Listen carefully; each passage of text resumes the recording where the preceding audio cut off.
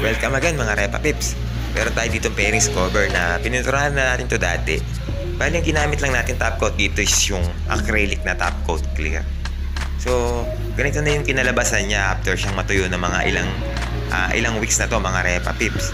So bali may nagtatanong kasi kung pwede ba daw na i-top coat clear yung dati nang na-top coat clear. So actually yan mga Repa Pips, pwede natin gawin yan mga Repa. Pero ang gagawin nating top coat ngayon, ang gagamitin pala nating top coat ngayon is yung urethane na. Pero dito sa pairings natin mga Repaps, mapapansin nyo na yung top coat clear natin is nagkakalamansi.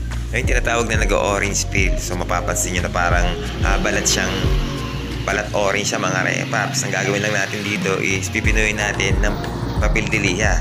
So gamit yung 1,000 grit na papel de liha, need natin itong lihain na mabuti. Tanggalin natin yung kanyang nag-orange peel. So pagka napansin natin na pantay-pantay na yung kanyang surface, is pwede na natin itong i-top coat ulit.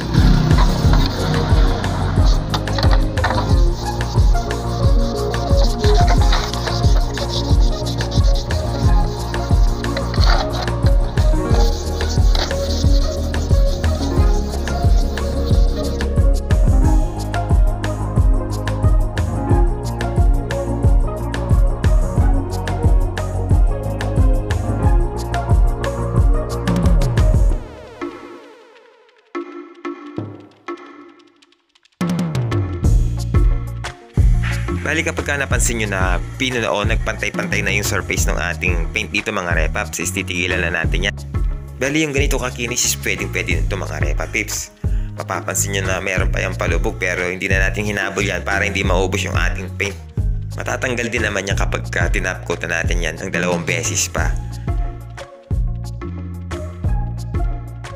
Pero mas maganda sana kung ganitong pantay-pantay na sila mga Repapips.